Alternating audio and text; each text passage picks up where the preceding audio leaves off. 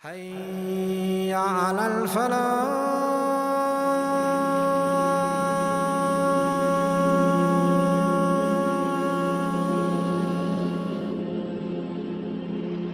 My brothers and sisters in Islam, what happened? Now there are two main stories. One of them is about a man who was murdered among them, and they wanted to find the killer. And another story is Musa alayhi salam meeting a pious, knowledgeable man who had more knowledge than Musa alayhi salam. He was a prophet. Al-Khidr. In Surah Al-Kahf, Allah subhanahu wa ta'ala tells us that Musa alayhi salam, once he had an apprentice. And there's this narration saying that someone asked Musa, "Ya Musa, who is the most knowledgeable man on earth?" So, Musa alayhi salam, one day Allah said to him, "There is a man whom we have given knowledge which you don't have from us." And this is to tell Musa, be careful. If you're going to go to learn from this man, then I have taught him knowledge that is not from the common worldly knowledge.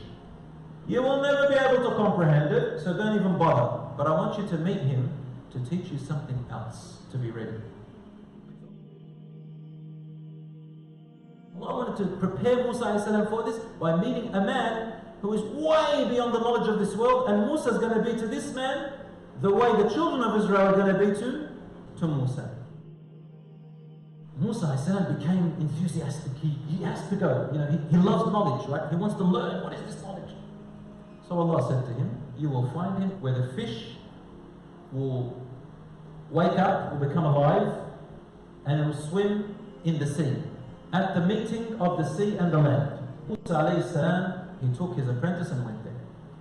Musa alayhi salam and his apprentice, they were fishing, and they caught a fish, and then they put the fish in the basket so that they can eat it later. As they kept walking along, Musa alayhi salam sat to rest.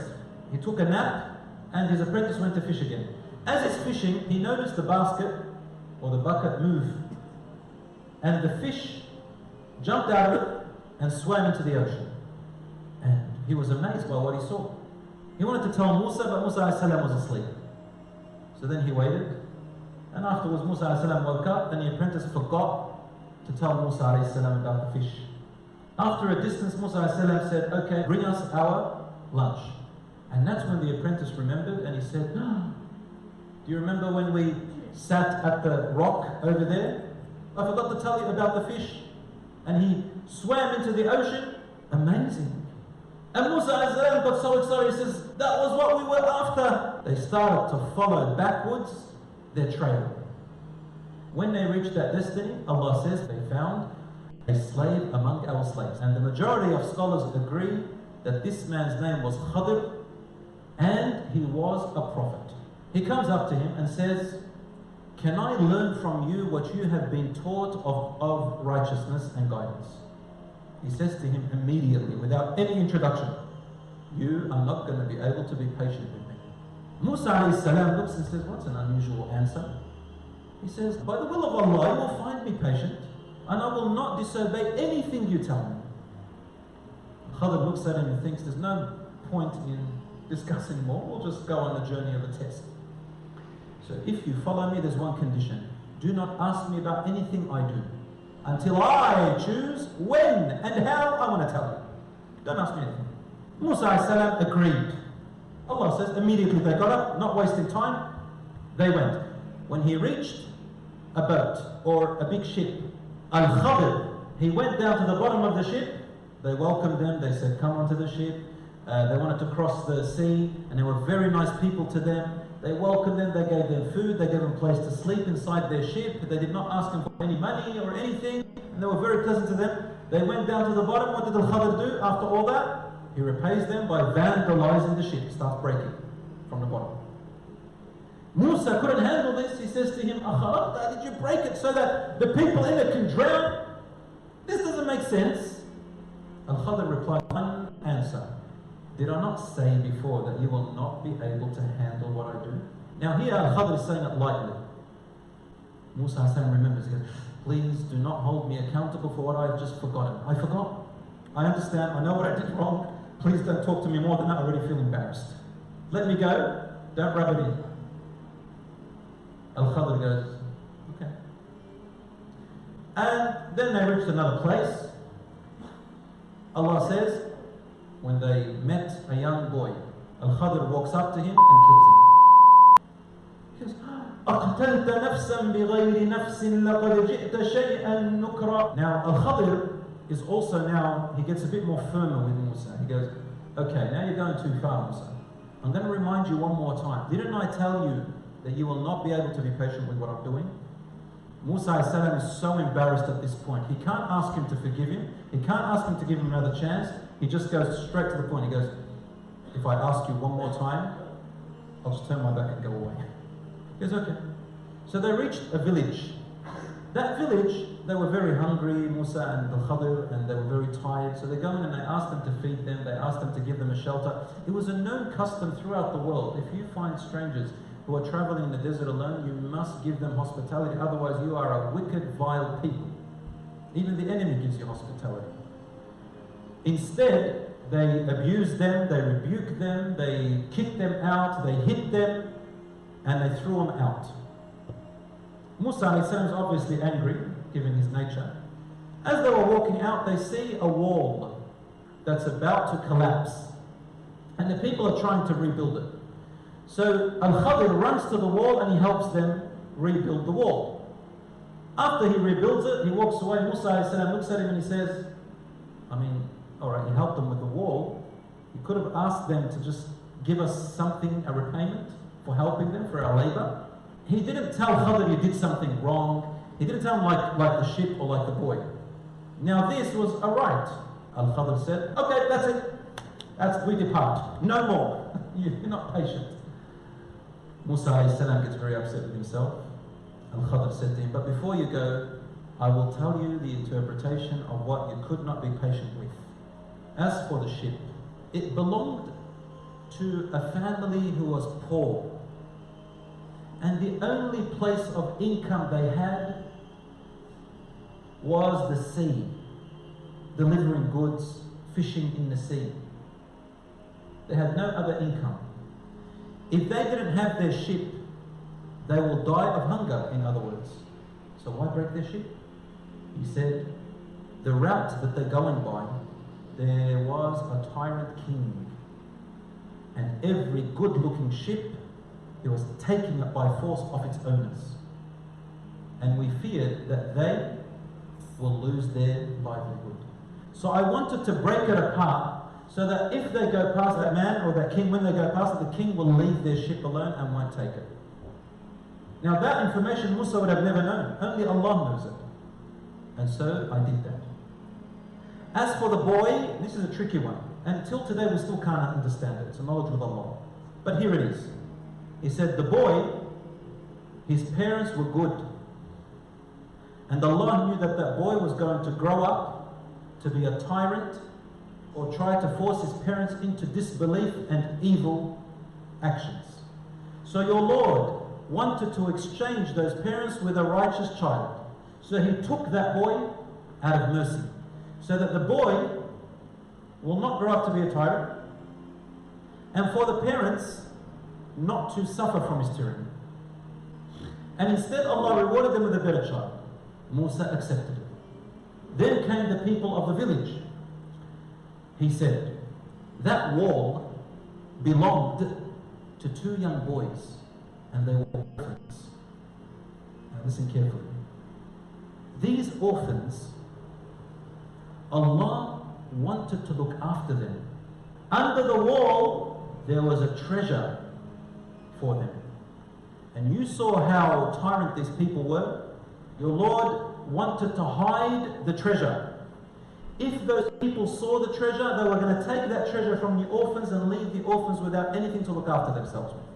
He said, and their father was a righteous man. So Allah wanted these orphans to grow up. When they're strong enough, they can get their own treasure and they can look after themselves and the people won't take it away from them. And so Al-Khidr said to Musa, this is the interpretation of the things which he could not be patient with young Musa. And so he was prepared for his people. Brothers and sisters, so now they're in the land of the losthood. A man from among them was murdered. And they said to Musa, help us to solve this mystery. So Musa alayhi salam, he asked Allah subhanahu wa ta'ala to help him. So Allah says to them, اذبحوا بقرة. Why a cow? We all know that the children of Israel, where did they come from? Where were they saved from? Egypt, the Pharaoh. In Pharaoh's kingdom they worshipped so many gods, isn't that correct? And they also worshipped a male calf made of gold and a female cow that was bigger. There was also this superstition of a female cow, a big female cow that had godly characteristics. It was sacred and you're not allowed to touch it. Musa alayhi salam tells them you must slaughter a cow.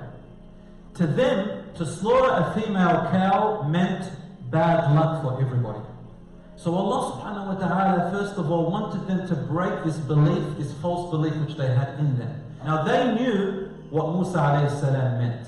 You think that we believe in the ancient religion of the Pharaoh that this female cow is still like something special to us? So their reply to him was like this: do you take us for foolish people? You're saying stuff as if you're mocking us because you think we're stupid. Musa alayhi salam replies by saying, may Allah protect me from being among the ignorant ones. A prophet does not mock people. And a prophet does not take advantage of people's ignorance. I am telling you exactly what your Lord tells you to do. Do as you have been commanded. So now the children of Israel, they go, all right. Okay, we get what you mean. Can you describe this cow a little bit more to us? Tell them that it is a bright yellow cow. It's attractive to look at and it's bright yellow. So then they go back and they said, oh Musa, there are many bright yellow cows and attractive, so we don't know which one exactly. Ask your Lord to pinpoint it to us even more. So he goes back and Allah says, tell them it is a female cow, it is bright yellow, whoever looks at it finds it attractive, it has no blemishes or any kind of other colors or dots or deformities in its entire body. Absolutely brilliantly yellow all over.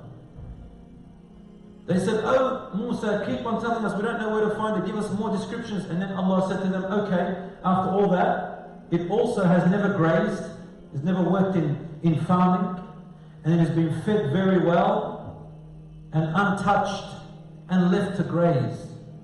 And then that's when they said to him, now you have brought us the truth.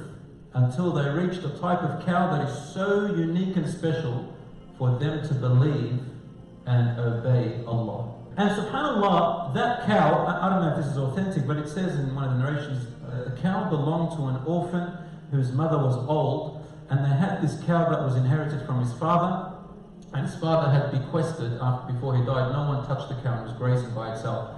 And they offered to buy this cow off this orphan, and he said, I need to ask my mother. And his mother said to him, tell them that I want them to weigh the cow and give me its weight in gold. That's the only way I will sell it to them. And they did that, right? Now what? Nothing showed up. No murderer showed up. The victim is still dead. So Allah subhanahu wa ta'ala said to Musa, now, get the dead person, grab a bit of its meat, the meat of the cow, hit the dead person's body with some of its meat. So they hit the body with its meat, and Allah, by His will and power, made the man become alive again. And He pointed to the man who killed him. And the story ends there. And then Allah subhanahu wa ta'ala says in the Qur'an something amazing straight after that incident. He says, after that test, your hearts, O children of Israel, the majority of you, only went harder and more stubborn. And then Allah says, they are so stubborn and so hard, even more than a rock. Next, what happened? The children of Israel lived there 40 years and many of them died out. During that time, both, the correct opinion is that both Prophet Musa and Prophet Harun alayhim as-salam died during the time of the 40 years of the losthood of the land, in the land.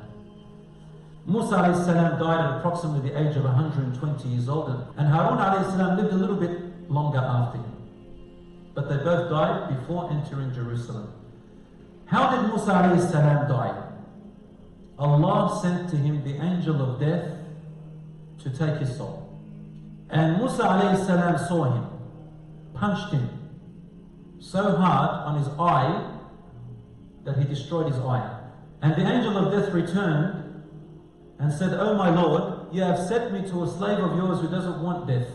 So Allah said to the angel of death, "Go to Musa and tell him to place his palm on a buffalo that has the thickest hair on it. And I will give him for every thread of hair under his palm 1 extra year to live." So the angel of death returned and said to him, "Your Lord tells you to do that." And then Musa alayhi salam said, "And then what will happen after that?"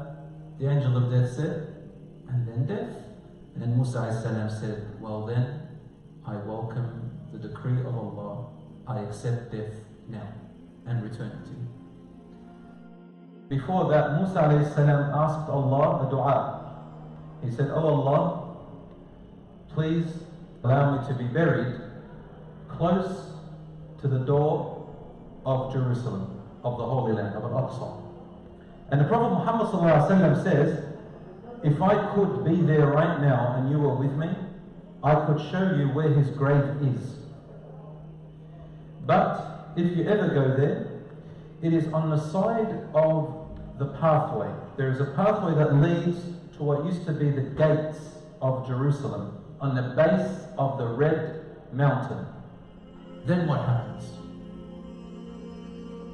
Allah sent another prophet to the children of Israel while they were in the losthood land. His name was Yusha ibn Nun.